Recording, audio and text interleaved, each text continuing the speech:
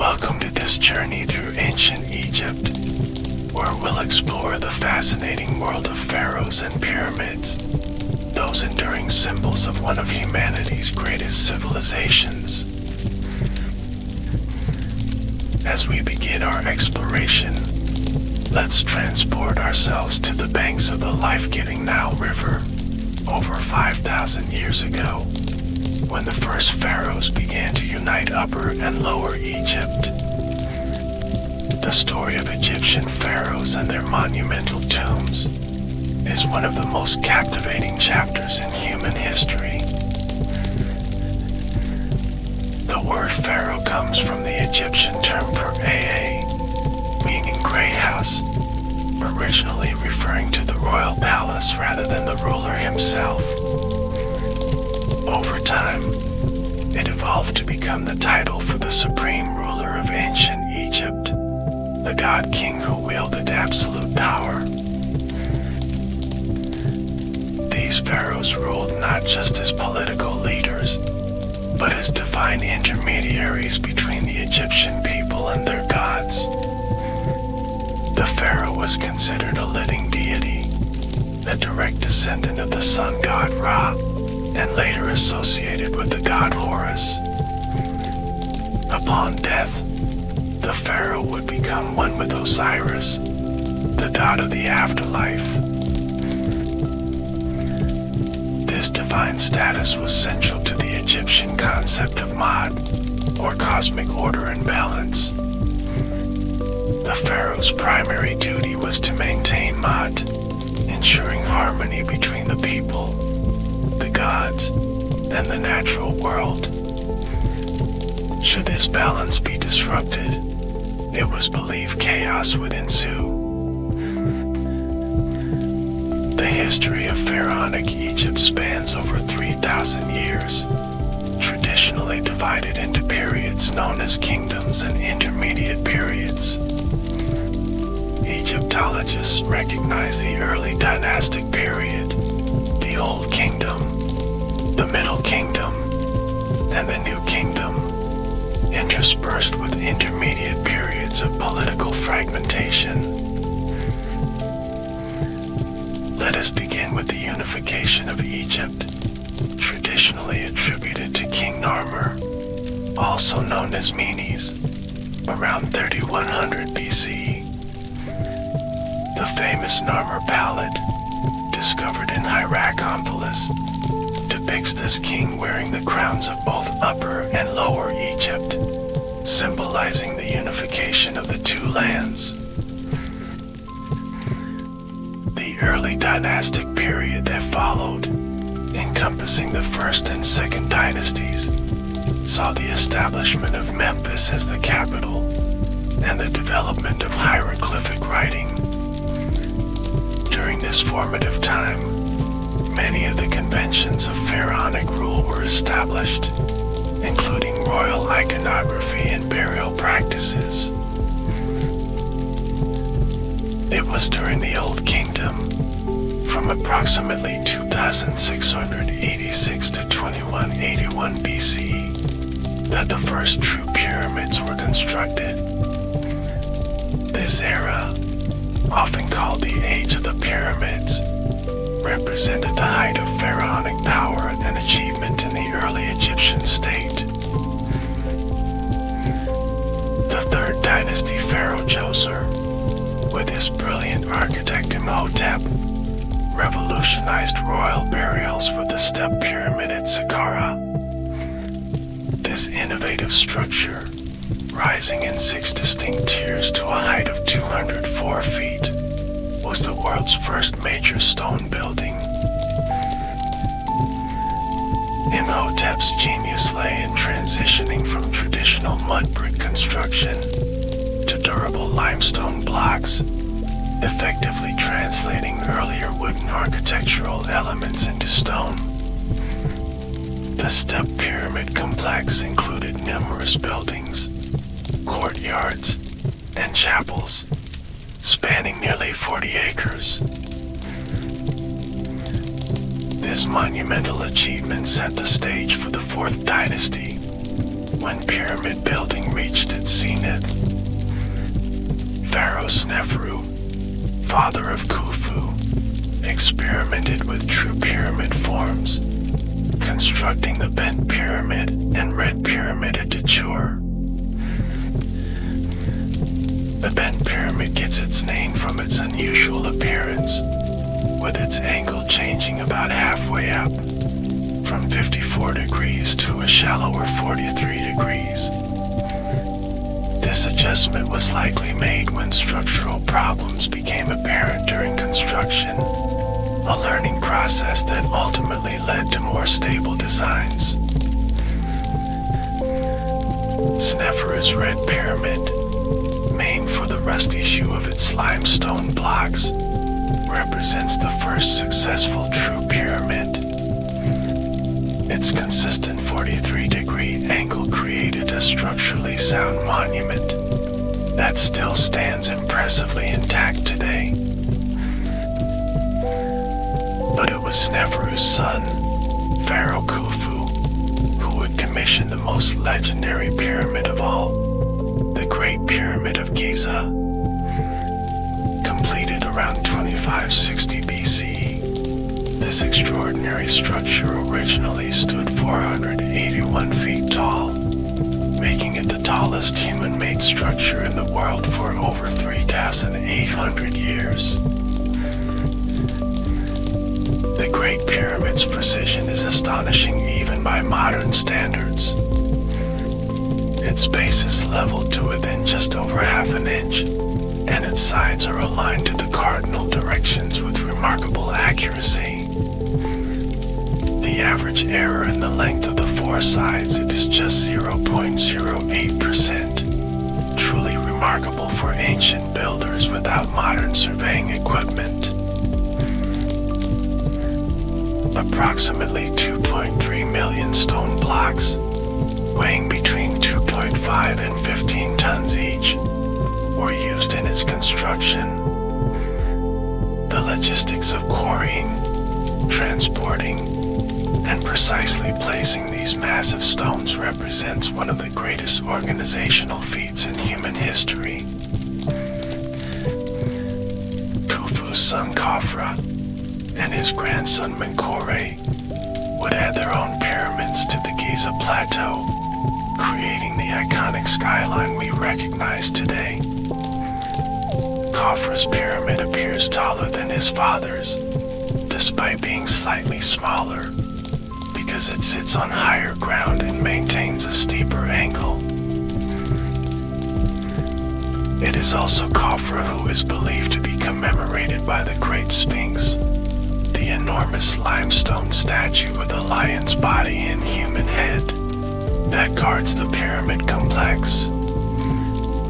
Carved from a single ridge of stone, the Sphinx measures 240 feet long and 66 feet high, making it the largest monolithic statue in the world.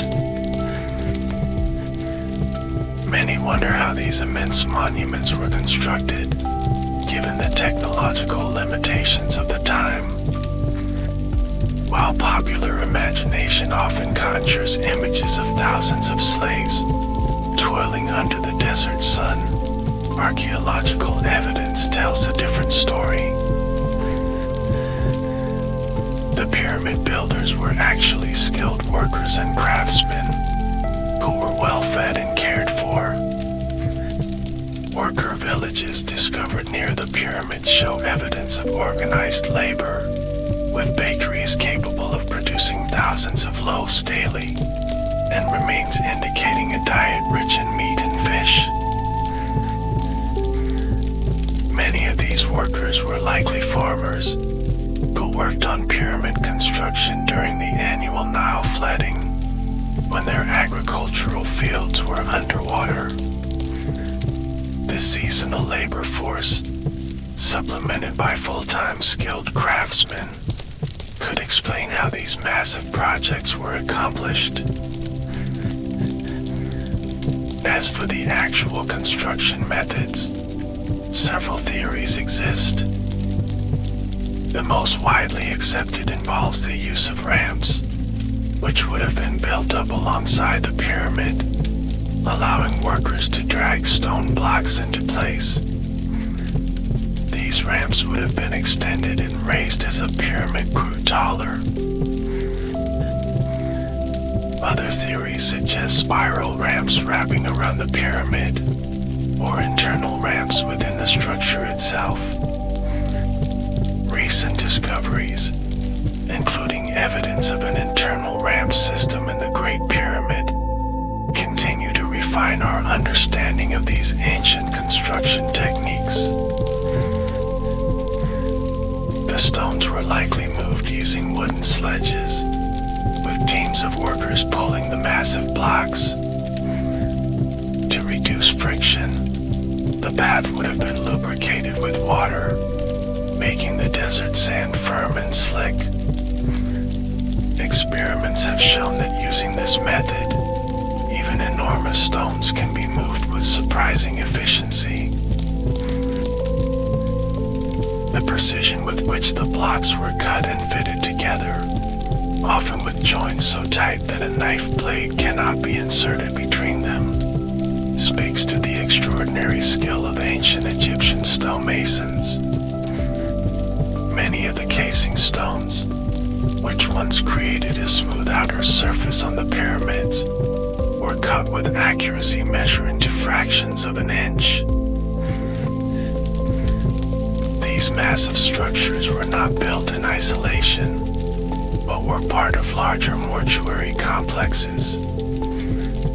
A typical pyramid complex included the main pyramid, a mortuary temple adjacent to the pyramid, a causeway connecting to a valley temple, and sometimes smaller pyramids for queens and satellite burials. While the pyramid itself housed the pharaoh's body, the mortuary temple was where ongoing offerings and rituals were performed to sustain the king in the afterlife. Valley temples, situated near the Nile, served as reception areas for the pharaoh's body and where initial purification rituals took place. Pyramid interiors typically featured a complex system of passages and chambers. The king's burial chamber might be located deep below ground, as in Djoser's step pyramid, or high within the structure, as in the Great Pyramid. Various architectural elements, such as portcullis blocks and dead-end passages, were incorporated to deter tomb robbers. Despite these precautions, most pyramids were plundered in antiquity. The immense wealth placed within these tombs, including gold, jewels, and precious artifacts, proved too tempting for thieves. As a result, few examples of royal burial goods from the Pyramid Age have survived. After the Old Kingdom's peak of pyramid building, Egypt entered the first intermediate period, a time of political fragmentation. When strong central rule was restored during the Middle Kingdom, pyramid construction resumed, though on a more modest scale. Middle Kingdom pyramids, such as those built by Amenemhet-I and Senusret-I at Lisht, were smaller than their Old Kingdom predecessors. They featured mud brick cores with limestone casing, rather than solid stone construction, reflecting changing resources and priorities. By the time of the New Kingdom, beginning around 1550 BC, pharaohs had abandoned pyramids entirely, opting instead for hidden tombs in the Valley of the Kings. This shift represented a practical response to the persistent problem of tomb robbery, as concealed rock-cut tombs offered better security than prominent pyramids. But the symbolic connection between pharaohs and pyramids remained strong. Even as they chose different burial structures, New Kingdom pharaohs continued to associate themselves with these potent symbols of divine kingship. Pyramids appeared in royal iconography and religious text, maintaining their sacred significance. Now that we've explored pyramid construction, let's turn our attention more fully to the pharaohs themselves, those god-kings who ruled over ancient Egypt. While hundreds of pharaohs reigned over Egypt's long history, certain rulers stand out for their achievements, innovations, or historical significance. Narmer, whom we've already mentioned, holds the distinction of being Egypt's first pharaoh, at least according to tradition. His unification of Upper and Lower Egypt around 3100 BCE established the foundation for one of the world's longest-lasting civilizations. Djoser, of the Third Dynasty, revolutionized Egyptian architecture and religious practice with his step pyramid. His reign, lasting approximately from 2667 to 2648 BCE, marked the beginning of the Old Kingdom and the start of Egypt's Great Pyramid Age. Sneferu, founder of the Fourth Dynasty, was an extraordinarily prolific builder. Besides the bent and red pyramids at Dashur, he also constructed the Maiden Pyramid, making him responsible for more pyramids than any other pharaoh. His innovations paved the way for the perfect pyramid form. Khufu, Sneferu's son, reigned from approximately 2589 to 2566 BCE. While his Great Pyramid stands as one of humanity's most impressive achievements, surprisingly little is known about the man himself. The Greek historian Herodotus portrayed him as a cruel tyrant, but this characterization is now considered unreliable. Khafra and Menkaure, who completed the Giza Pyramid complex, continue the Fourth Dynasty's tradition of monumental construction.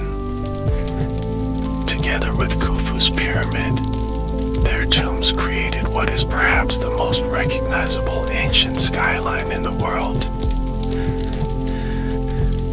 The Fifth and Sixth Dynasties saw a gradual decline in pyramid size and quality, possibly reflecting diminished royal resources or shifting priorities.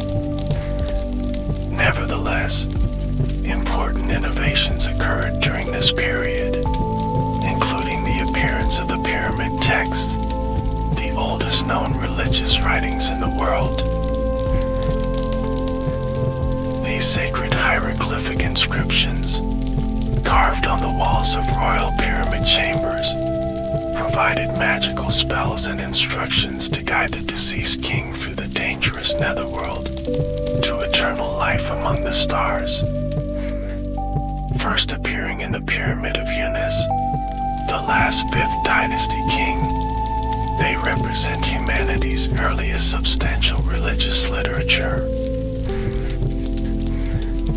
After the Old Kingdom collapsed, around 2181 BCE, Egypt entered the First Intermediate Period, a time of political fragmentation and reduced central authority.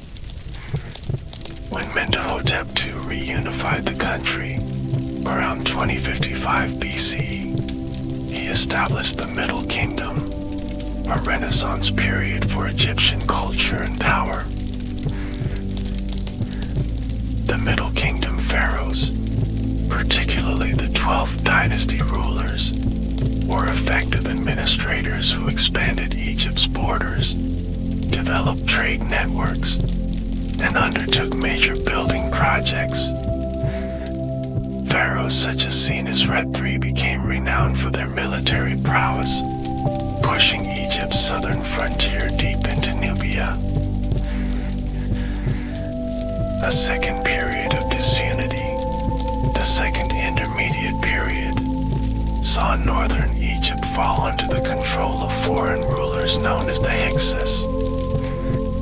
It was Ahmose who finally expelled these foreign kings around 1550 BCE, founding the 18th dynasty and inaugurating the new kingdom, Egypt's imperial age. The new kingdom represents ancient Egypt at the height of its power and influence. During this era, Egypt expanded into an empire, controlling territory from modern Sudan to Syria. The wealth that flowed into Egypt from conquered territories and international trade funded an unprecedented era of monumental construction. Hatshepsut, one of ancient Egypt's few female pharaohs, ruled during the early New Kingdom. Rising from queen regent to full pharaoh, she presented herself in official iconography with the traditional male regalia of kingship, including the false beard worn by male pharaohs. Her mortuary temple at Deir el-Bahari remains one of Egypt's most elegant monuments. Thutmose III, Hatshepsut's stepson, emerged from her shadow to become one of Egypt's greatest warrior pharaohs. Leading at least 17 military campaigns, he established Egyptian dominance over Syria-Palestine and is sometimes called Egypt's Napoleon.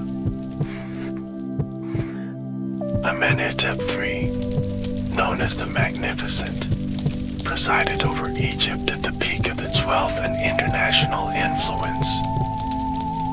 His reign saw unprecedented prosperity, diplomatic exchanges with distant kingdoms, and massive building projects, including the Temple of Luxor. His son, Amenhotep IV, would become one of Egypt's most controversial rulers by initiating a religious revolution. Changing his name to Akhenaten, he elevated the minor sun deity Aten to supreme god, establishing what some scholars consider the world's first monotheistic religion. He moved the capital from Thebes to a new city, Akhetaten, modern Tel El Amarna. Akhenaten's religious reforms, which included closing temples to traditional gods, proved deeply unpopular. After his death, the traditional religion was swiftly restored, and his monuments were dismantled, his name struck from king lists. His memory was effectively erased until modern archaeologists rediscovered his story. Akhenaten's successor, after the brief reign of Smenkhare, was the boy king Tutankhamun, perhaps now the most famous pharaoh, though he was relatively minor in his lifetime. Ascending to the throne at around age 9, Tutankhamun reigned for only about 10 years before his untimely death. Tutankhamun's historical significance lies not in his accomplishments during life, but in the discovery of his nearly intact tomb in 1922. When British archaeologist Howard Carter peered into the sealed chamber, he glimpsed wonderful things, a dazzling array of treasures that had escaped the notice of tomb robbers. The splendor of Tutankhamun's burial goods, including his famous gold mask, offers a tantalizing glimpse of the extraordinary wealth that must have accompanied more powerful pharaohs to their graves. If a minor king received such riches, one can only imagine the treasures that once filled the tombs of rulers like Khufu or Ramses II. After the tumultuous Amarna period, stability was restored under military leaders who became pharaohs, establishing the 19th dynasty. The greatest of these was Ramses II, also known as Ramses the Great, who ruled for an astonishing 66 years, from approximately 1279 to 1213 BCE. Ramses II was a master of propaganda, covering Egypt with monuments proclaiming his divine power and military prowess. His most famous military engagement was the Battle of Kadesh, fought against the Hittite Empire, which he portrayed as a great victory, though it was more likely a tactical draw. His building works were equally impressive, including the completion of the Great Hypostyle Hall at Karnak, additions to the Temple of Luxor, and his magnificent mortuary temple, the Ramesseum. Most spectacular of all are the temples he carved into the living rock at Abu Simbel, with 4 colossal seated figures of himself guarding the entrance. Ramses II fathered over 100 children and lived to such an advanced age that he outlived many of his heirs. When he died, at approximately 90 years old, he was buried in the Valley of the Kings, though his mummy would later be moved by priests to protect it from tomb robbers. After Ramses II, Egypt began a slow decline, while the 20th dynasty began strongly under Ramses III, who successfully repelled invasions by the mysterious Sea peoples. Subsequent rulers faced mounting problems, economic difficulties, corruption, and declining international influence all contributed to Egypt's gradual weakening. The Third Intermediate Period saw Egypt divided again, with Libyan dynasties ruling in the north and priest kings controlling Thebes in the south. Later, Egypt would fall under the control of various foreign powers, including Nubians, Assyrians, Persians, and eventually Alexander the Great. Alexander's conquest in 332 BCE led to the establishment of the Ptolemaic dynasty, a line of Greek rulers who governed Egypt for nearly 300 years. The Ptolemies adopted many aspects of pharaonic tradition, presenting themselves as pharaohs in Egyptian contexts, while remaining thoroughly Greek in culture. The last pharaoh of independent Egypt was Cleopatra VII, whose romantic and political alliances with Julius Caesar and Mark Antony represented desperate attempts to preserve Egyptian autonomy against Roman expansion. With her suicide in 30 BCE, following defeat by Octavian's forces, Egypt became a province of the Roman Empire. The age of the pharaohs had come to an end. Now that we've explored the historical progression of the pharaohs, let's examine in more detail the regalia, symbols, and daily life of these god-kings. The visual presentation of pharaonic power was carefully crafted through specific royal insignia, each laden with symbolic meaning. The most recognizable symbol of pharaonic authority was the double crown, or skent, combining the white crown of Upper Egypt and the red crown of Lower Egypt. This visual representation of the unified kingdom remained a potent symbol throughout Egyptian history.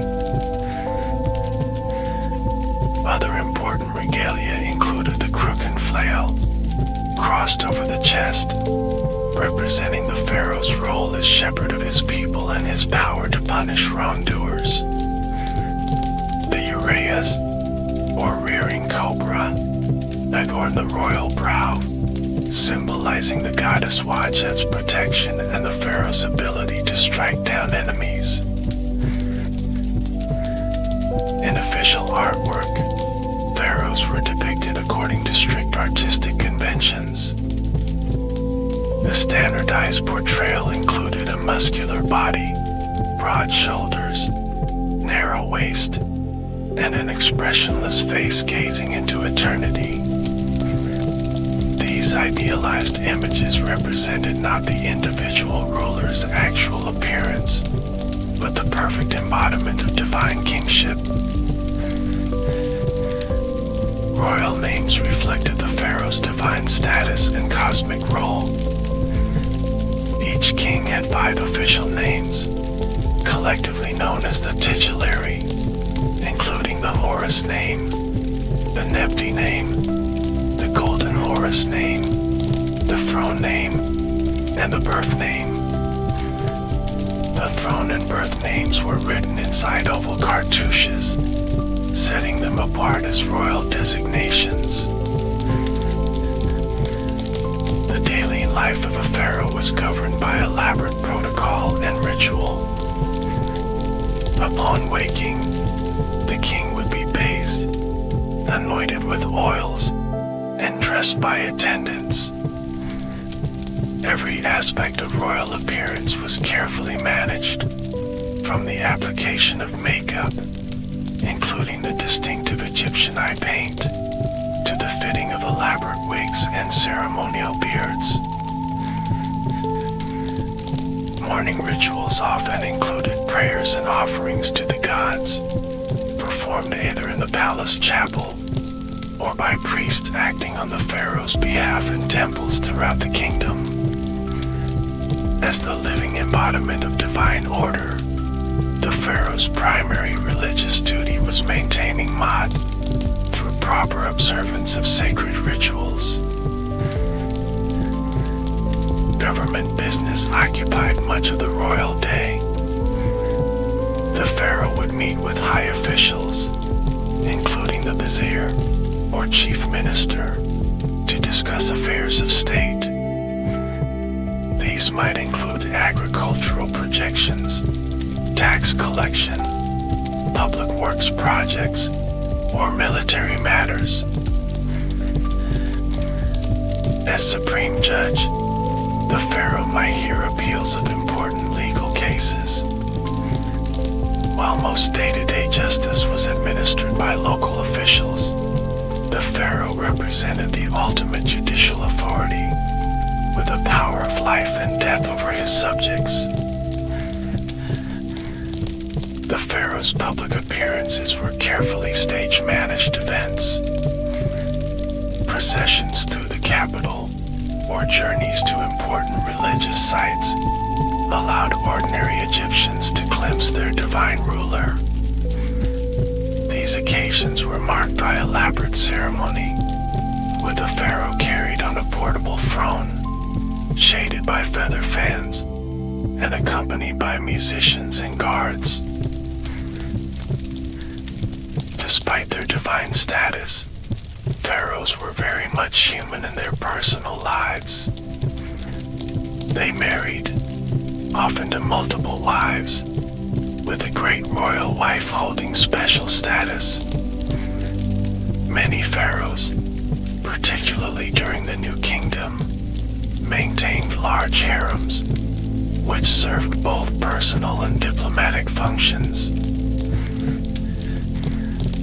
Royal marriages frequently included sisters or half-sisters, particularly for the primary wife.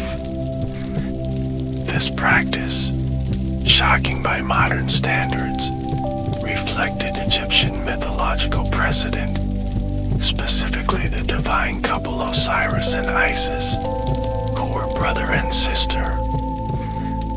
It also served to keep royal blood pure and prevent claims to the throne through marriage. Children born to the pharaoh, particularly sons, careful education preparing them for potential leadership. The crown prince might serve as a military commander or be assigned significant administrative responsibilities to prepare him for eventual kingship. Not all pharaohs died peacefully after long reigns. Assassination was an occupational hazard, with several rulers meeting violent ends. Amenemhati was murdered in his sleep, according to a literary text known as the Instructions of Amenemhat. Ramses III appears to have been the victim of a harem conspiracy, with modern CT scans of his mummy revealing a slit throat. When a pharaoh died, elaborate funeral preparations began immediately.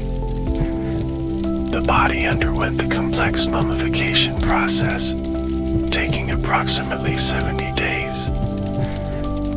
First, the internal organs were removed, with the brain extracted through the nostrils using special hooks.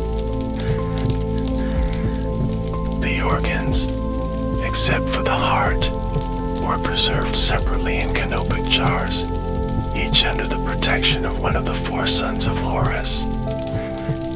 The heart, believed to be the seat of intelligence and emotion, remained in the body, as it would be weighed against the feather of Ma'at in the afterlife judgment.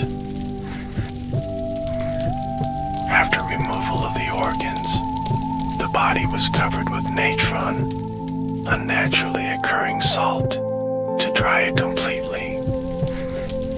Once desiccated, the corpse was anointed with oils, wrapped in linen bandages, and placed in a series of nested coffins.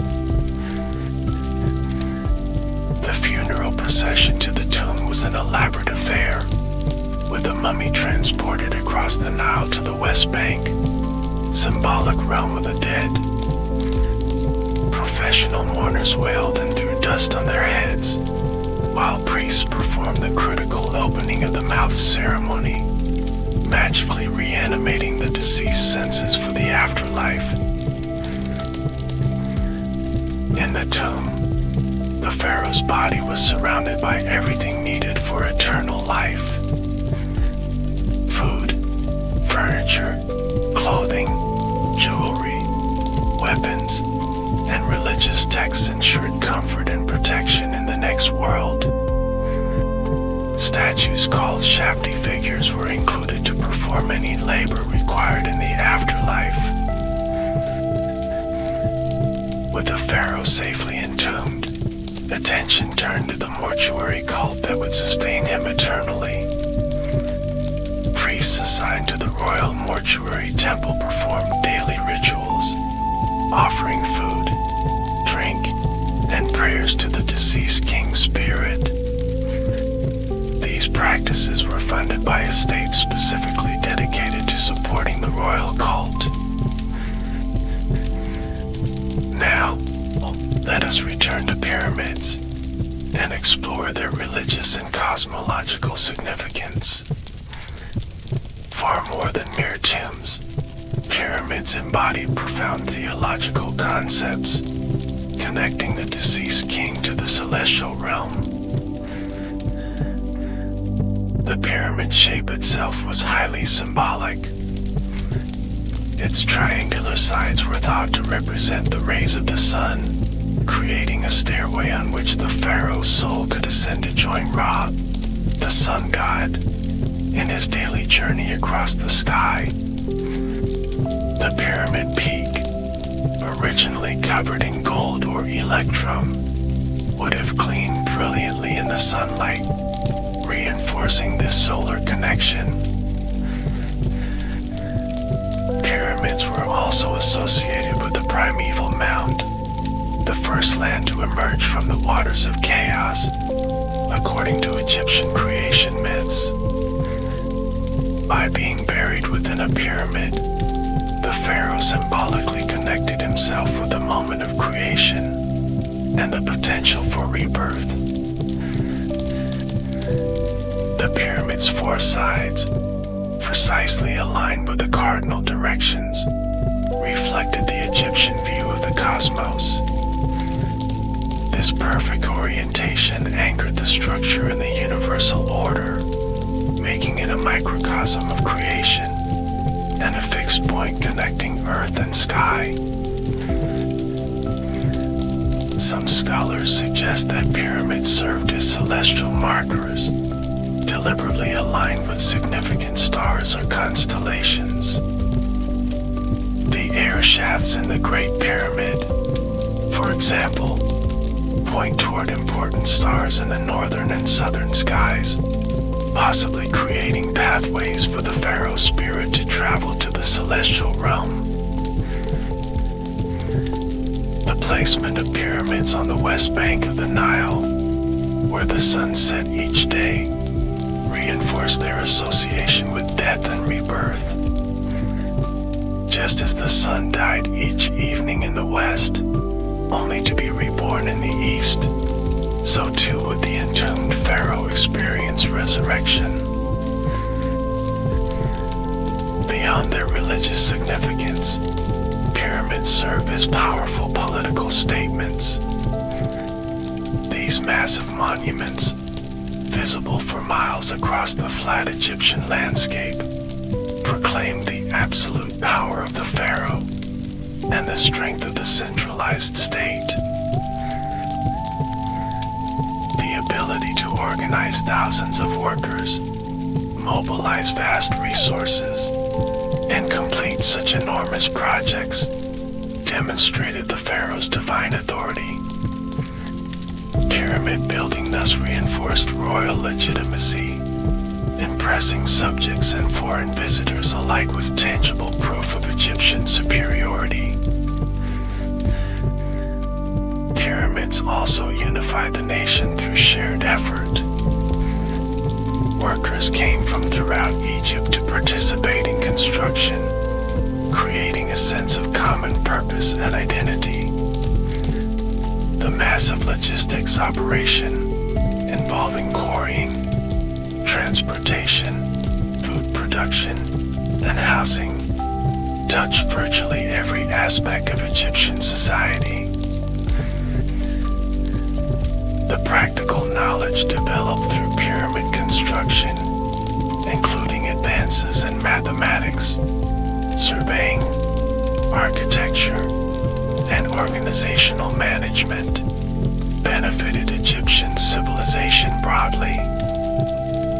These skills could be applied to other projects, such as irrigation systems, temples, and defensive structures. Over time, the form and function of pyramids evolved. While Old Kingdom pyramids stood in isolation, later examples became integrated into larger temple complexes. The smooth-sided true pyramid gave way to different architectural expressions, such as the mud brick pyramids of the Middle Kingdom, or the small steep pyramids of Nubian kings. By the New Kingdom, pyramids had largely been replaced by rock-cut tombs, but their symbolic power remained. Small pyramidions, or pyramid-shaped capstones, crowned many private tombs, and the pyramid shape appeared frequently in religious iconography. Even after Egypt's independence ended, the cultural memory of pyramids persisted. The Nubian kingdom of Kush, which conquered Egypt in the 8th century BCE, adopted pyramid burial for its kings, building more than 200 relatively steep pyramids at sites like Nuri and Meroe. Throughout history, Egypt's pyramids have captivated the human imagination. Greek and Roman tourists visited these ancient wonders, leaving graffiti that can still be seen today. Medieval Arab scholars speculated about their purpose and construction, sometimes attributing them to supernatural forces. European travelers of the 17th and 18th centuries brought back tales and drawings of these colossal structures, fueling Egyptomania in Western culture. Napoleon's Egyptian campaign, which included scientific documentation of monuments, further heightened interest in ancient Egypt's architectural achievements.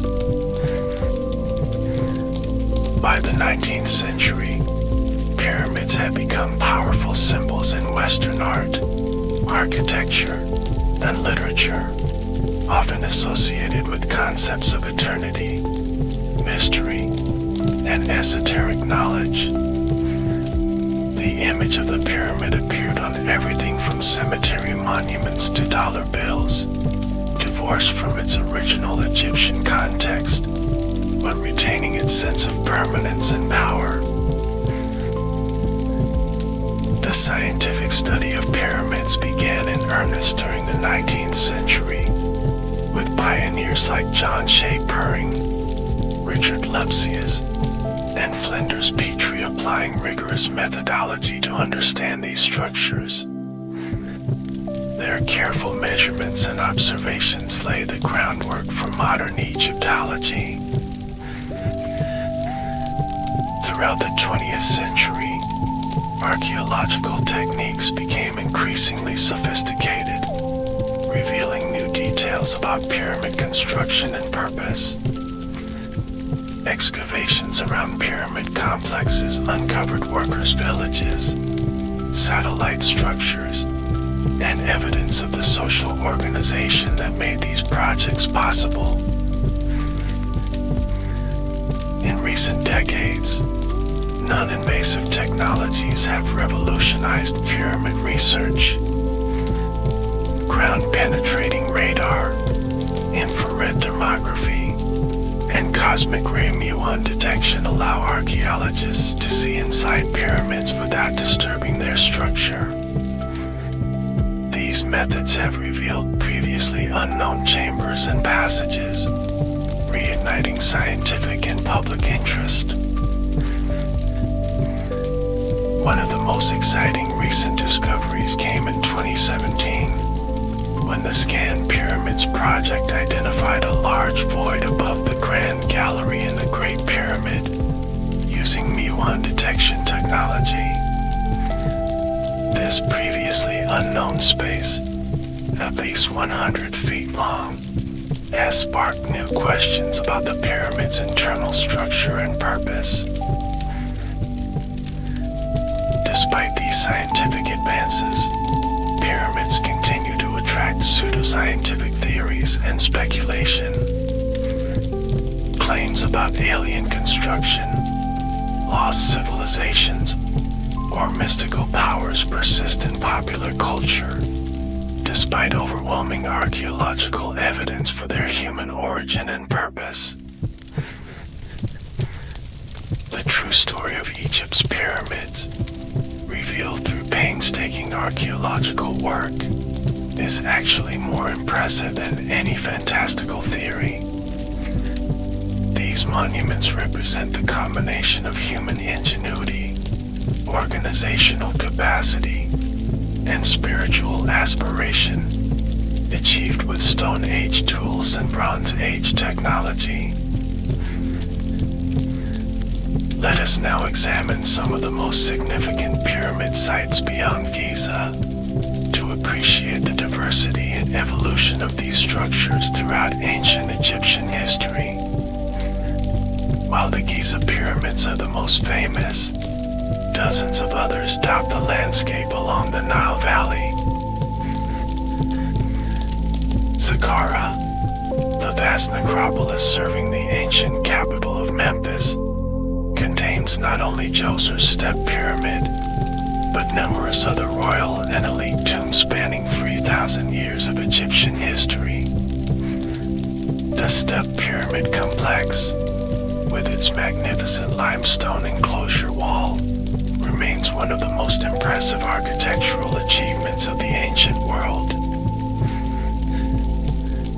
Also at Saqqara is the Pyramid of Yunus, last king of the 5th dynasty.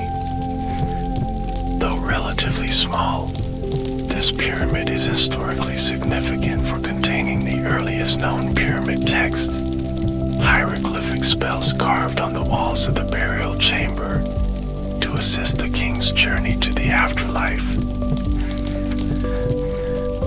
The Pyramid of Teti, first king of the 6th dynasty, continues this tradition of inscribed spells. Though its exterior has deteriorated to little more than a mound, its burial chamber remains well preserved, with beautiful star pattern decoration on the ceiling, representing the night sky. At Dashur, about 25 miles south of Cairo, stand the Bent Pyramid and Red Pyramid of Sneferu. The Bent Pyramid, with its distinctive change in angle, represents a transitional form between step pyramids and true pyramids. It also retains more of its original limestone casing than almost any other pyramid. Sneferu's Red Pyramid, named for the rusty hue of its limestone blocks, was ancient Egypt's first successful true pyramid. Its perfected 43-degree angle established the stable design that would influence all subsequent pyramids. Visitors today can enter its impressive internal chambers, experiencing the cool silence of spaces designed for eternity. At Nadim, further south, stands what may have been Sneferu's first pyramid attempt. Originally built as a step pyramid, it was later converted to a true pyramid, but has collapsed into what locals call El Haram El Khatib, or the false pyramid. Its ruined state provides valuable insights into pyramid construction techniques. The Abusir Pyramid Field, containing pyramids of 5th dynasty kings, shows the gradual reduction in pyramid size and quality after the 4th dynasty. These structures, though less impressive than their Giza predecessors, were still major undertakings, requiring substantial resources and skilled labor. At Lisht, the necropolis of the early Middle Kingdom capital, stand the pyramids of Amenemhat I and Sinisret I. These represent a revival of pyramid building after the first intermediate period, though with significant changes in construction technique, using mud brick cores with limestone casing. The last major royal pyramids were built during the 13th dynasty, around 1700 BCE, at sites like Dashur and Hawara. King Amenemhat III's Hawara pyramid featured an extraordinarily complex series of passageways designed to deter tomb robbers, which the Greek historian Herodotus later described as the labyrinth. Though pyramid construction for pharaohs ended, the pyramid form maintained its sacred significance. During the New Kingdom, private individuals sometimes included small brick pyramids atop their tombs, particularly at Deir el-Medina, village of the workers who built the royal tombs in the Valley of the Kings. The most extensive revival of pyramid building occurred far to the south, in Nubia, modern Sudan. The Kingdom of Kush, which conquered Egypt as the 25th dynasty, adopted the pyramid form for royal burials, but with a distinctive style, much steeper sides and smaller scale. At sites like El Kuru, Nuri, and Merowe, over 200 Nubian pyramids were constructed between 800 BCE and 350 CE. These relatively small structures, typically reaching only 20 to 30 meters in height, demonstrate the enduring cultural power of the pyramid form, long after Egypt's pyramid age had ended. Now, let us consider the lives of ordinary Egyptians who built these extraordinary monuments. Contrary to the popular misconception that slaves constructed the pyramids, archaeological evidence reveals a workforce of free Egyptian laborers, many of whom were skilled craftsmen.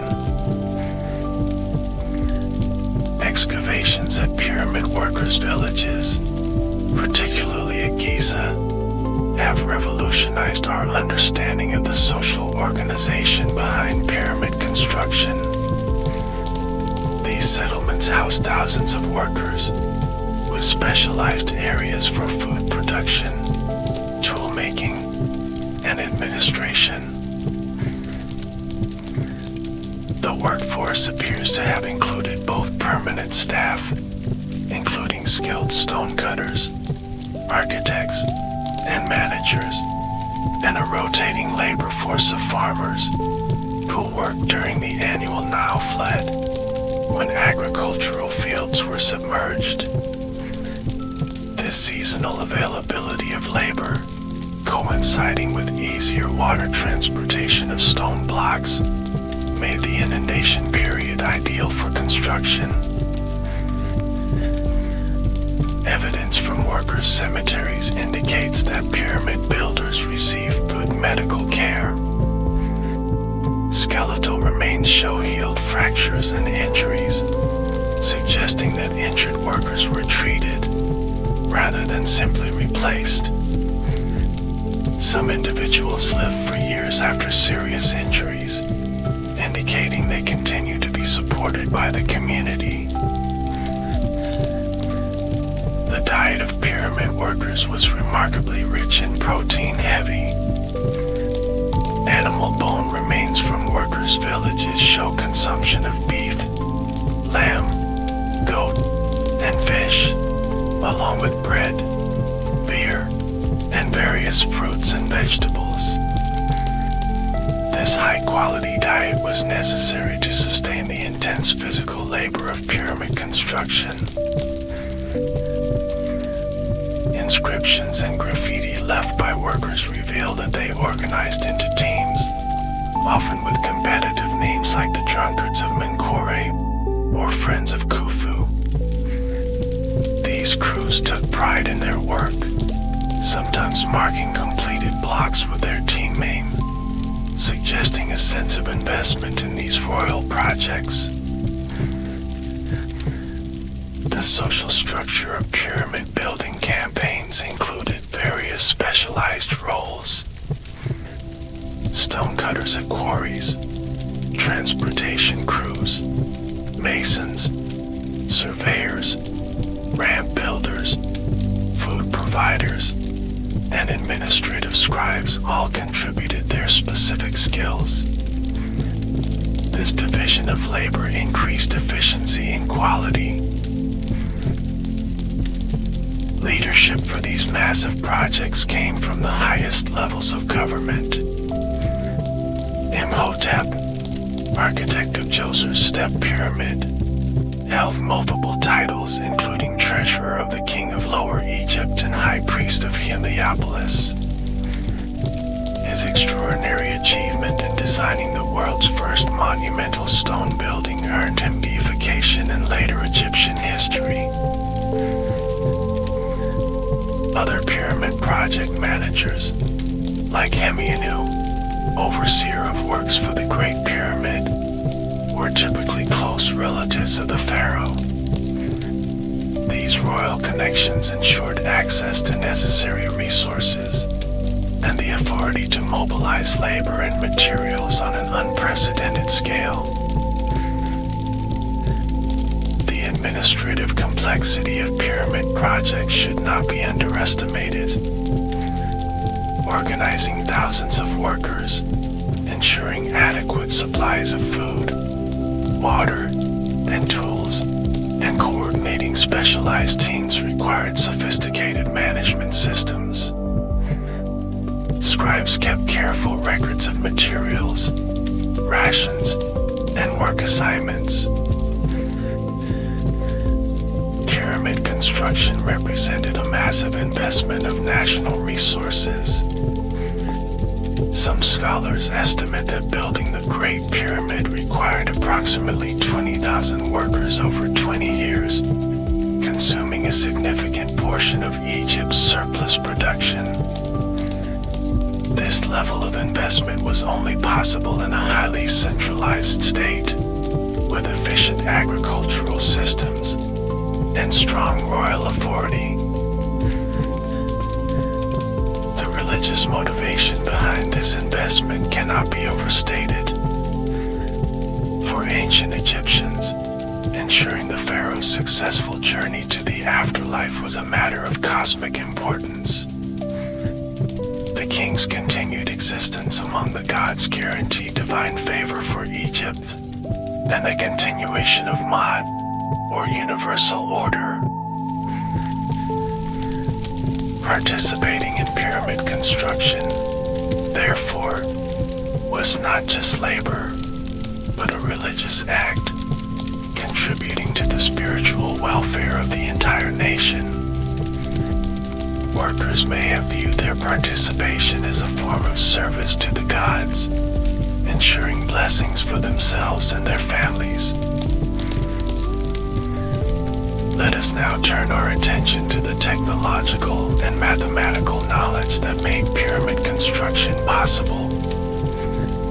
The precision achieved by ancient Egyptian builders, working without modern tools or instruments, continues to impress modern engineers and architects. Egyptian mathematics, though different from our own system, was sophisticated enough for complex architectural calculations. The Moscow and Rhine mathematical papyri demonstrate Egyptian facility with geometry, including methods for calculating the volume of truncated pyramids and determining the slope of pyramid faces.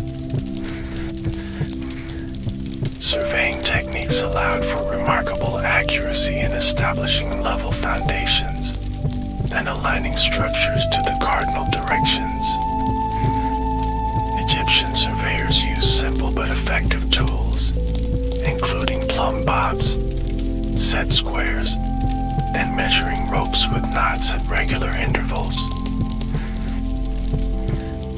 The orientation of the Great Pyramid demonstrates this precision, with sides aligned to true north with an error of less than 1/15th of 1 degree. This accuracy was likely achieved using stellar observations, particularly of circumpolar stars that rotate around the North Celestial Pole. The leveling of pyramid bases across areas covering more than 13 acres was accomplished using water-filled trenches. This simple but ingenious method, exploiting water's natural tendency to find a level surface, achieved results that would impress modern surveyors. Stone cutting technology evolved significantly during the Pyramid Age. Early builders used copper chisels and stone hammers, tools that seem inadequate for cutting hard granite and basalt. Experimental archaeology suggests that abrasive sand, used with copper saws and drills, made working these materials possible, though still extraordinarily time-consuming. For softer limestone, which comprises most pyramid material, copper tools were more effective. Quarry marks on blocks show evidence of systematic extraction methods, with channels cut around blocks before they were levered out from the bedrock. Transportation of stone blocks from quarries to construction sites represented a major logistical challenge. limestone came from quarries near the pyramids, but granite was transported over 500 miles from Aswan, requiring sophisticated river transport systems. Blocks were likely moved using wooden sleds, pulled by teams of men over lubricated tracks, while paintings from later periods show large statues being moved this way, with water poured before the sled to reduce friction. Modern experiments have confirmed the effectiveness of this method. The exact techniques used to raise blocks to the upper levels of pyramids remain debated. Various types of ramps have been proposed, including straight external ramps, spiral ramps wrapping around the pyramid, or zigzag ramps on one or more faces. Each system presents advantages and challenges for builders. Recent evidence suggests that at least some pyramids may have utilized internal ramp systems. Architect Jean-Pierre Houdin's theory, involving an internal spiral ramp for the Great Pyramid, has gained support from thermal imaging studies, which detected anomalies consistent with his proposed ramp location. The final stage of pyramid construction involved applying a smooth limestone casing, covering the step core. These casing stones were cut with extraordinary precision and polished to create a gleaming surface that would have reflected the sun brilliantly. Few of these casing stones remain in place today, as most were removed in later periods for use in other buildings. At the pyramid peak, a special capstone or pyramidion was placed, often covered in gold or electrum. This finishing touch would have caught the first and last rays of the sun each day, symbolically connecting the pharaoh's tomb with the solar deity. Interior passages and chambers presented their own engineering challenges. Supporting the immense weight above burial chambers required innovative solutions, such as the corbelled roof design in the Great Pyramid's Grand Gallery, or the massive granite beams used in the King's Chamber.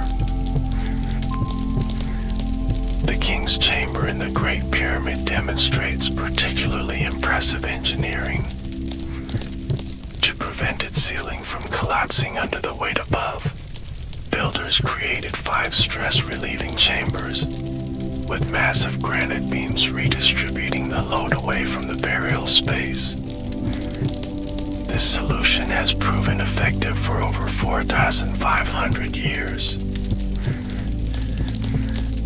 Ventilation shafts in the Great Pyramid, once thought to be purely symbolic star-aligned passages, may have served practical purposes during construction, allowing communication between workers inside and outside the structure.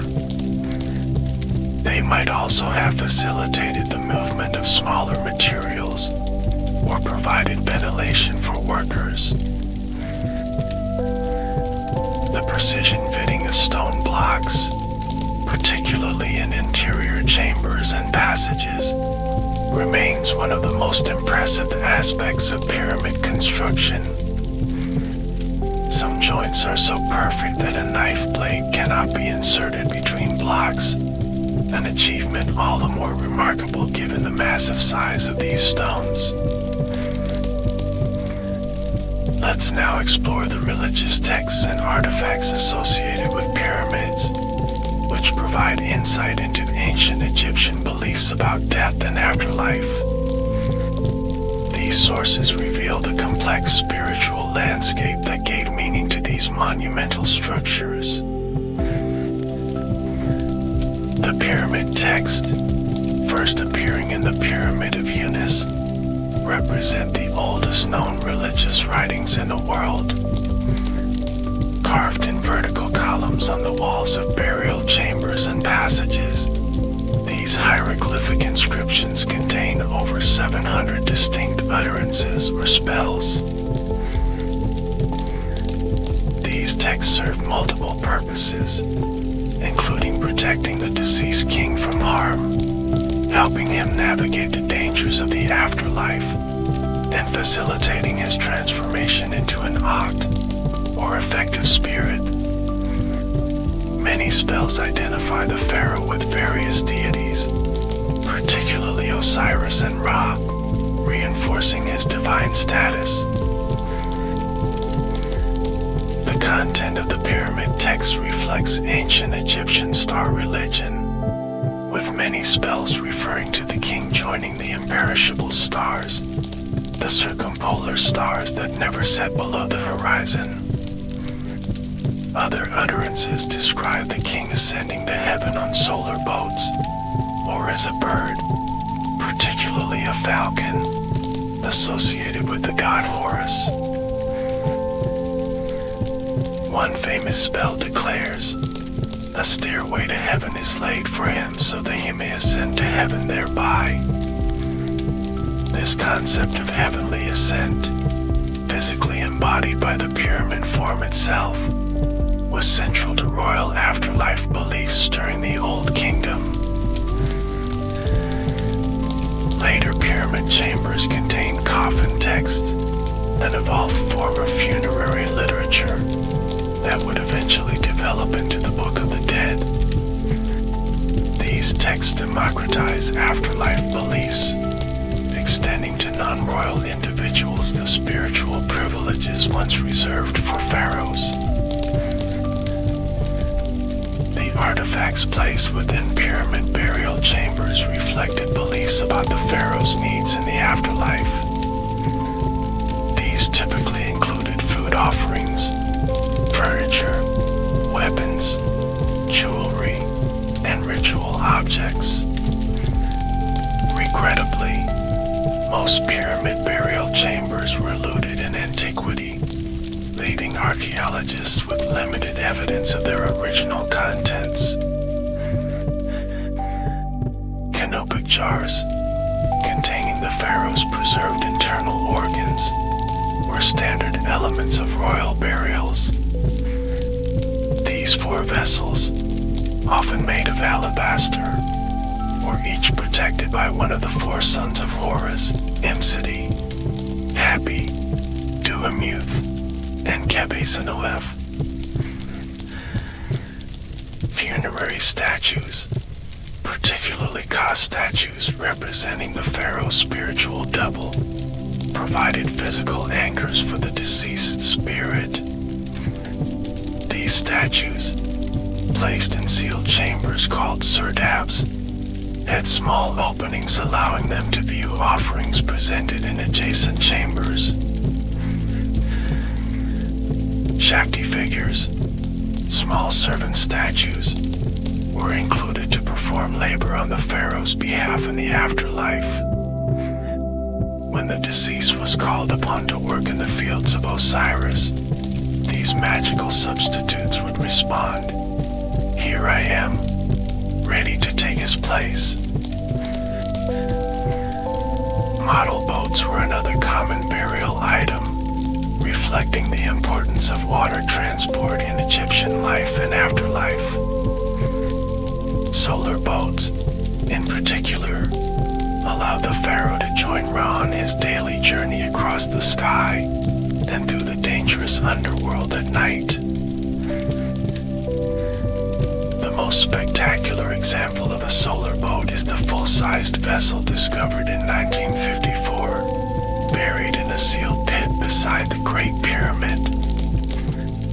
This 143-foot-long cedarwood ship, disassembled into 1,224 pieces, was reconstructed over 14 years and is now displayed in a special museum at Giza.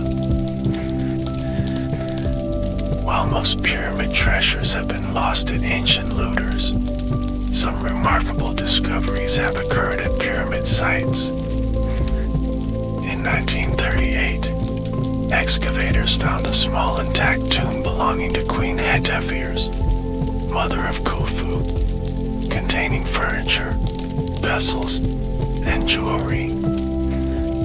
This rare find offers a glimpse of the luxury that once accompanied royal burials. More recently, in 2019, archaeologists discovered a cache of mummified animals, including lions, near the pyramid of Sahareh at Saqqara. Such findings continue to enhance our understanding of the ritual landscape surrounding these monuments and the ongoing religious activities they hosted. The temples associated with pyramids were sites of perpetual ritual activity, designed to sustain the deceased pharaoh's spirit. Daily offerings of food, drink, and incense were presented before the pharaoh's cult statue, while priests recited prayers and performed purification rituals. These mortuary cults could continue for generations, or even centuries, supported by endowments of agricultural land, specifically dedicated to producing offerings. The most successful royal cults, such as that of King Sneferu, remained active for over 800 years after the ruler's death. Now, let us explore the broader cultural and political landscape of ancient Egypt, examining how the age of the pyramids fits within the longer arc of Egyptian civilization. This context helps us understand both the conditions that made pyramid building possible and why this extraordinary tradition eventually ended. The unification of Upper and Lower Egypt, traditionally attributed to King Narmer around 3100 BCE, established the fundamental political framework of ancient Egypt. This unified kingdom, with its centralized authority, created the organizational capacity necessary for monumental construction. During the early dynastic period, royal burial practices evolved from simple pit graves to increasingly elaborate mud brick mastaba tombs. These rectangular structures, with sloping sides and flat tops, were the architectural predecessors of true pyramids. The Old Kingdom, beginning with the Third Dynasty around 2686 BC, represented the first great flowering of Egyptian civilization. This period saw unprecedented centralization of power, with the pharaoh commanding absolute authority as both political leader and divine intermediary. This concentration of power, combined with agricultural prosperity from the reliable Nile floods, created ideal conditions for pyramid building. The surplus wealth and labor of the entire nation could be directed toward these massive royal projects without serious political opposition. The Old Kingdom system functioned through a complex bureaucracy, with a vizier, or chief minister, implementing the pharaoh's directives through various departments. Provincial governors, known as nomarchs, administered the 42 nomes, or districts, that made up ancient Egypt.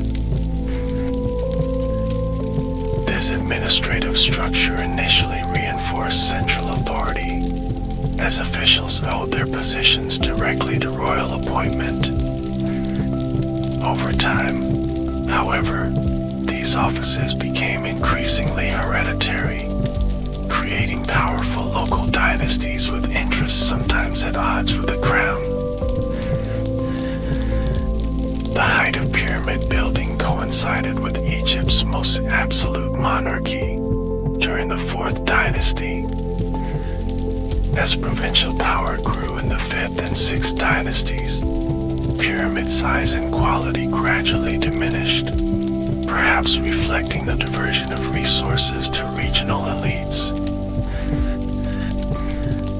The end of the Old Kingdom, around 2181 BCE, brought a collapse of central authority. This first intermediate period, lasting approximately 125 years, saw Egypt fragment into competing regions, with multiple claimants to the throne. Multiple factors likely contributed to this collapse, including unusually low Nile floods, causing agricultural failure, increasing power of provincial governors, and possibly the strain that generations of pyramid building placed on national resources. Some scholars suggest that massive investment in mortuary monuments, rather than productive infrastructure, may have weakened the state. When strong central rule was restored under the Middle Kingdom, around 2055 BC, pharaohs resumed pyramid construction, but never again on the colossal scale of the Old Kingdom. Middle Kingdom pyramids were smaller, with mud brick cores and limestone facades, requiring less labor and material than their solid stone predecessors. The political philosophy of the Middle Kingdom differed from the Old Kingdom's absolute divine kingship.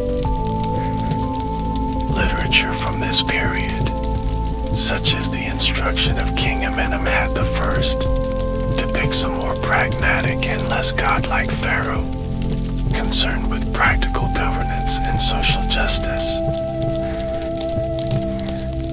A second period of fragmentation, the Second Intermediate Period, saw foreign rulers called Hyksos control northern Egypt, while native Egyptian kings maintained power in the south. This division lasted until Ahmose expelled the Hyksos around 1550 BC, establishing the 18th dynasty and the New Kingdom. The New Kingdom era, Egypt's imperial age, witnessed a significant shift in royal burial practices. Pharaohs abandoned pyramids entirely, choosing instead hidden rock-cut tombs in the Valley of the Kings, near Thebes, modern Luxor. This change reflected practical security concerns, as the highly visible pyramids had proven vulnerable to tomb robbery, despite their sophisticated internal security features. Concealed tombs, carved deep into the Theban cliffs, offered better protection for the pharaoh's body and treasures. The religious focus also shifted during the New Kingdom, with increased emphasis on the pharaoh's identification with Osiris, god of the underworld, rather than Ra, the sun god. This theological evolution aligned with the move from soaring sun-symbolic pyramids to subterranean tombs mimicking Osiris's underworld realm. Despite abandoning pyramid tombs, New Kingdom pharaohs invested heavily in mortuary temples, separated from their actual burial places for security.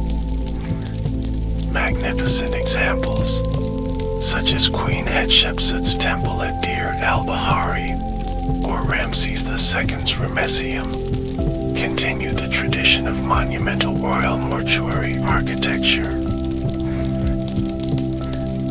The New Kingdom eventually gave way to the Third Intermediate Period, beginning around 1070 BCE, when Egypt again fragmented.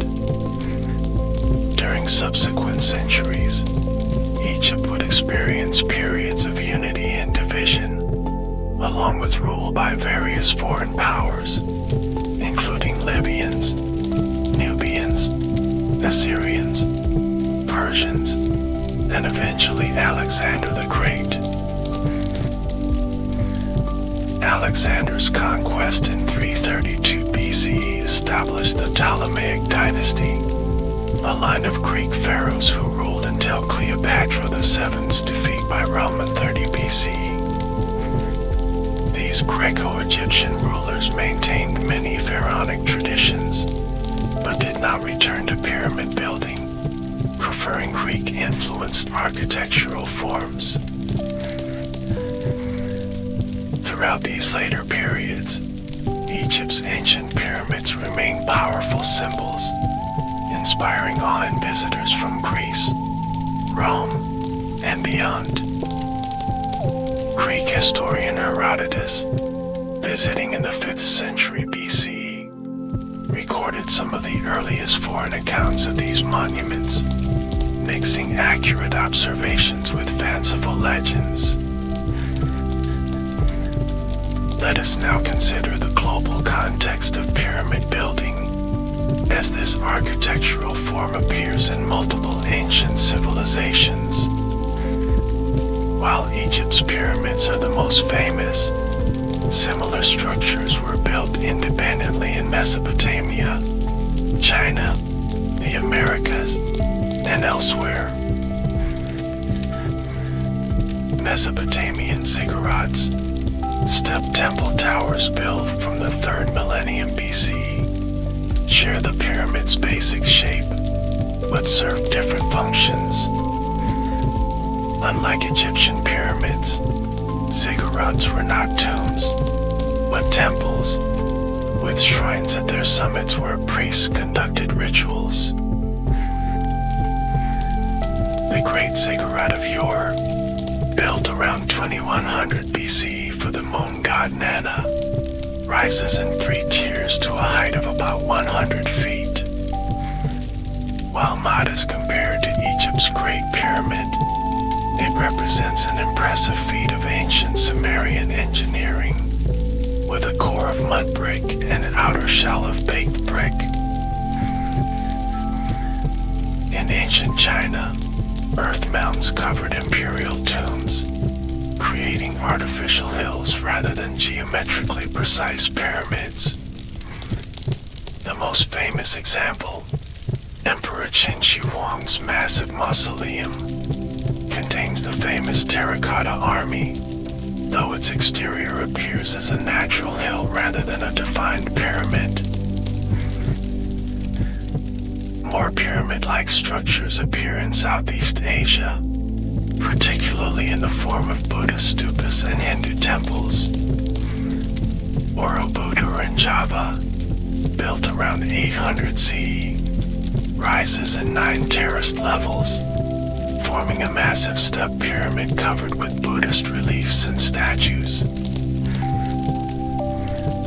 The most extensive pyramid building tradition outside Egypt developed in pre-Columbian Mesoamerica, where multiple civilizations constructed step pyramids as temple platforms.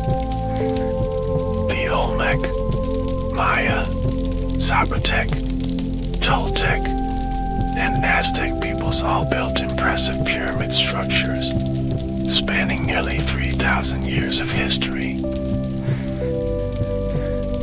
The Pyramid of the Sun at Teotihuacan, Mexico, built around 200 CE, stands as the 3rd largest pyramid in the world, rising to approximately 216 feet, with a base covering about 5 acres. This massive structure demonstrates the engineering prowess of ancient Mesoamerican builders. Maya pyramids, such as the Temple of Kukulkan at Chichen Itza, combine architectural precision with astronomical knowledge. This particular structure is designed so that during the spring and autumn equinoxes, triangular shadows create the appearance of a serpent descending the pyramid staircase. Unlike Egyptian pyramids, Mesoamerican examples typically feature temples at their summits, where religious ceremonies, sometimes including human sacrifice, were conducted. These structures served as literal and symbolic connectors between earth and sky, allowing priests to approach the realm of the gods. In South America, the Moche and Chimú cultures of Peru built massive adobe brick platforms, called huacas, which function similarly to Mesoamerican pyramids. The Huaca del Sol, constructed around 450 CE, originally contained over 130 million adobe bricks, making it one of the largest pre-Columbian structures in the Americas. The fact that pyramid forms appeared independently in multiple ancient civilizations suggests certain universal aspects of human religious thought and architectural development. The desire to create artificial mountains, reaching toward the heavens, appears to be a common expression of sacred architecture across diverse cultures. These various pyramid traditions also reflect similar practical considerations. The pyramid shape, with its broad base narrowing toward the top, represents one of the most stable architectural forms, allowing for impressive height without sophisticated materials or techniques. This inherent stability explains why pyramids have survived when other ancient structures have collapsed. Let us return to Egypt's pyramids and consider their legacy in world culture. Few human creations have inspired such enduring fascination or generated so many theories, ranging from scholarly analysis to fantastic speculation. Greek and Roman writers, including Herodotus, Diodorus Siculus, and Pliny the Elder, recorded some of the earliest foreign accounts of Egypt's pyramids. Their descriptions, mixing observation with legend, formed the basis of Western knowledge about these monuments for centuries. Medieval Arab scholars also studied the pyramids, developing their own theories about their purpose and construction. Some, like Ibn Battuta, correctly understood them as royal tombs, while others proposed they were pre-flood repositories of scientific knowledge, built by an ancient king who foresaw the coming deluge. European interest in the pyramids intensified during the Renaissance as part of a broader fascination with classical antiquity. By the 17th and 18th centuries, European travelers were making the difficult journey to Egypt, returning with drawings and accounts that fueled Egyptomania in Western culture. Napoleon's Egyptian campaign from 1798 to 1801 included a scientific commission that systematically documented Egypt's ancient monuments. The resulting publication, Description de l'Egypte, with its detailed engravings and measurements, laid the foundation for modern Egyptology. The decipherment of hieroglyphics, achieved by Jean-Francois Champollion in 1822, using the Rosetta Stone, revolutionized the study of ancient Egypt. For the first time, scholars could read the Egyptians' own accounts of their history and beliefs, rather than relying on Greek or Roman interpretations. Scientific exploration of the pyramids accelerated in the 19th century, with pioneering archaeologists like Howard Weiss, John Purring, and Flinders Petrie applying increasingly rigorous methods. Petrie's meticulous measurements of the Great Pyramid, published in 1883, established new standards for archaeological precision. Throughout this period, the pyramids also attracted mystical and esoteric interpretations. Various writers claim to find hidden mathematical codes, prophetic timelines, or universal constants embedded in pyramid dimensions. Such pyramidology flourished in the 19th and early 20th centuries, though it has been thoroughly debunked by scientific research. Popular fascination with pyramids surged again in the 1970s, with claims about pyramid power. The notion that the pyramid shape itself concentrates mysterious energies. Proponents suggested that small-scale pyramids could preserve food, sharpen razor blades, or enhance meditation, ideas without scientific foundation, but reflecting the pyramid's enduring mystique. More extreme theories, suggesting alien intervention or lost super-civilizations, continue to appear in popular media, despite overwhelming archaeological evidence for the human origin and development of pyramid architecture. These persistent myths perhaps speak to our reluctance to accept that ancient humans, without advanced technology, could achieve such extraordinary feats. In modern Egypt, the pyramids serve as both national symbols and crucial economic assets. Tourism centered on these monuments provides vital income, supporting millions of Egyptians directly and indirectly. Balancing preservation with access presents ongoing challenges for Egyptian authorities as they manage these irreplaceable historical treasures.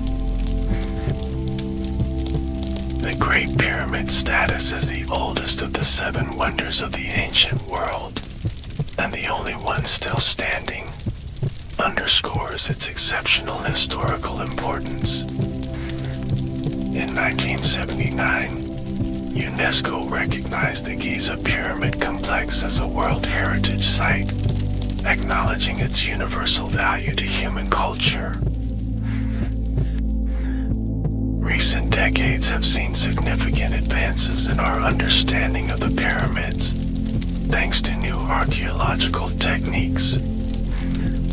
Ground-penetrating radar, LiDAR scanning, thermal imaging, and cosmic ray muon detection allow researchers to study these structures non-invasively, preserving their integrity while revealing new details.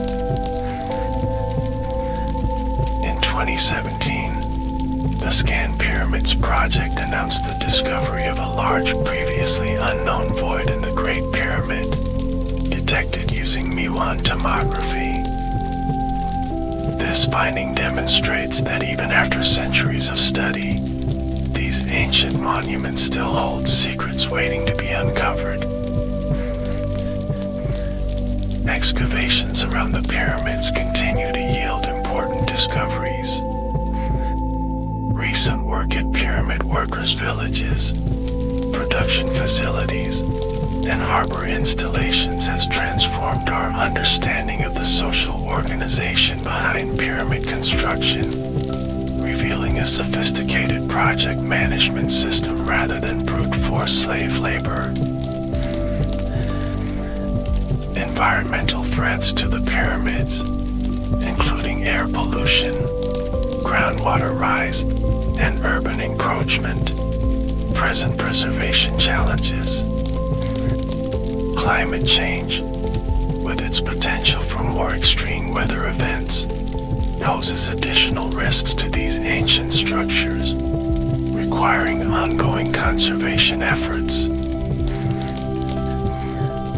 As we conclude our exploration of Egyptian pharaohs and pyramids, let us reflect on what these monuments reveal about human capability and aspiration. The pyramids stand as testament to what can be achieved through vision, organization, and shared purpose, even with limited technological resources. They remind us that our ancestors were not primitive or limited in their thinking, but capable of extraordinary achievements requiring sophisticated mathematics, astronomy, engineering, and project management. The precision and scale of these monuments should inspire humility about our assumptions regarding ancient capabilities. The religious motivation behind the pyramid speaks to universal human concerns about mortality and the desire for continuity beyond death. While their specific theological context was unique to ancient Egyptian culture, the impulse to create permanent markers of existence and pathways to eternity resonates across civilizations. The pharaonic system that produced these monuments, with its absolute concentration of power and resources, presents complex ethical questions for modern observers. We might question the justice of devoting such vast national resources to royal tombs, while acknowledging the cultural and religious framework that made such projects meaningful to ancient Egyptians. What cannot be questioned, however, is the aesthetic and technical achievement these structures represent. Their elegant simplicity of form, combined with astonishing precision of execution, creates monuments that continue to inspire awe after more than 4 millennia. As the ancient Egyptian pyramid texts declare, the king is not dead, the king has departed into life. In a sense, the pharaohs achieved their goal of immortality, though perhaps not as they intended. While their bodies have turned to dust or reside in museum cases, their names and achievements live on through the monuments they created. The Great Pyramid has stood watch over the Nile Valley for 4,500 years, through the rise and fall of countless empires, the birth of the world's great religions, and the entire span of recorded history. It will likely still stand, eroded but recognizable, millennia from now, when many of our modern structures have crumbled to dust.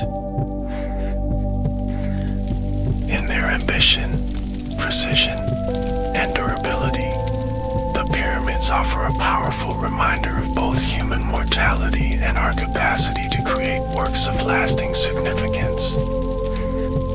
They stand as silent witnesses to humanity's eternal quest to transcend our brief individual lives and leave marks that outlast us. As you drift towards sleep, imagine the golden Egyptian sun setting behind the pyramids, casting long shadows across the desert sand. Picture the ancient Egyptians who built these monuments, stone by stone, their hands and minds creating wonders that would outlast their civilization. Let the timeless majesty of these structures carry you into peaceful dreams, connected to the grand sweep of human history. May your journey through the land of the pharaohs bring you restful sleep, and perhaps inspire dreams of golden sunlight, desert landscapes, and monuments reaching toward eternity. Good night, and may the ancient wisdom of Egypt guide your path to peaceful slumber.